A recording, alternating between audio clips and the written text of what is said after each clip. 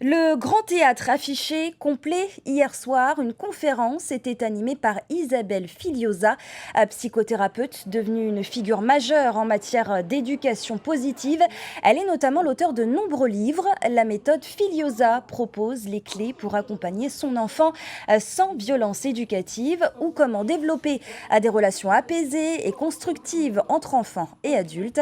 Des stages et des ateliers seront également proposés au public. On va tâcher de mieux comprendre le sujet avec notre invitée Isabelle Filiosa. Bonsoir. Bonsoir, bonsoir à tous. Merci d'être présente ce soir sur ce plateau. Tout d'abord, un mot sur cette méthode Filiosa. Elle se base sur quoi? Elle vient d'où? Alors, cette méthode, c'est au-delà d'une méthode, une attitude à l'enfant.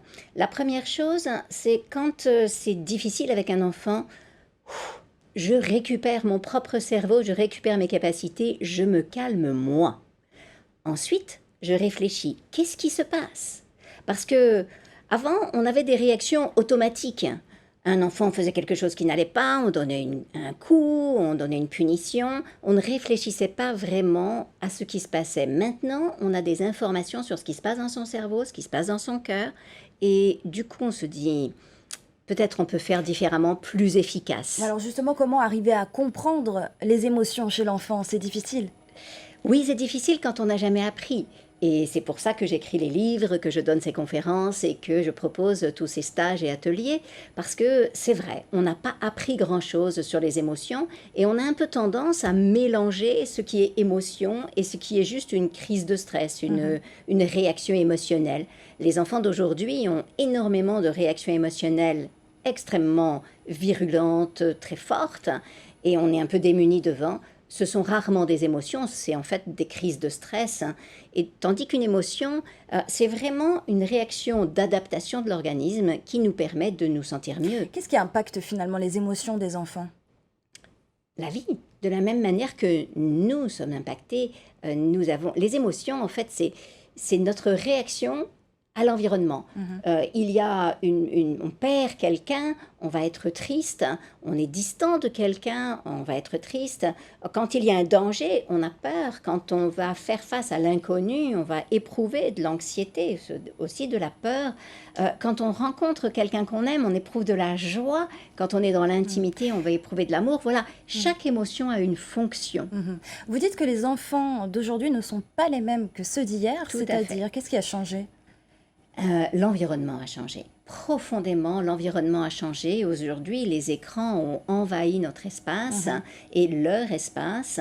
Et les écrans ont différentes conséquences sur leur regard, sur leurs yeux, sur leur capacité cérébrale. L'environnement aussi, les perturbateurs endocriniens, toutes ces hormones qu'il y a dans l'environnement qui sont totalement invisibles, cette chimie modifie profondément le cerveau des enfants. Alors tout cela, comment doit gérer un parent? Tout cela, comment il doit le gérer, tout en sachant qu'il a quand même tout un quotidien à côté également à gérer? Quelles sont les clés finalement? Alors, les clés, il y en a beaucoup, mais en fait, déjà, c'est simplement réussir à retrouver la connexion. Nous Avec avons son tous enfant. deux besoins fondamentaux. La connexion, parent-enfant, la connexion entre adultes aussi. Nous avons tous besoin d'attachement, besoin d'amour.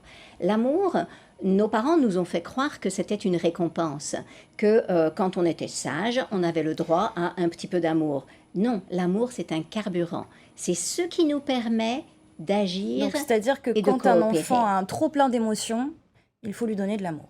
C'est un peu Oui, ça, tout la à parentalité fait. positive. C'est à peu près ça, la parentalité positive. Il a besoin d'amour et de liberté. Et évidemment Et sans donc, violence. Bien sûr. c'est-à-dire que la violence ne va jamais aider. Elle nous donne un sentiment d'avoir été au contrôle, d'avoir fait quelque chose, mais en réalité, on le sait tous, la violence ne sert à rien qu'à enseigner la violence. Et comment Nous ne faire voulons pour ne plus pas finalement enseigner la risquer de violence. perdre son pouvoir en fait?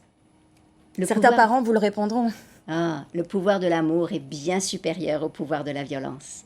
Merci beaucoup Isabelle Filiosa d'avoir été notre invitée ce soir et sachez que toutes les informations sur les stages et les ateliers d'Isabelle Filiosa sont disponibles sur notre site tntv.pf. Merci encore. Merci beaucoup.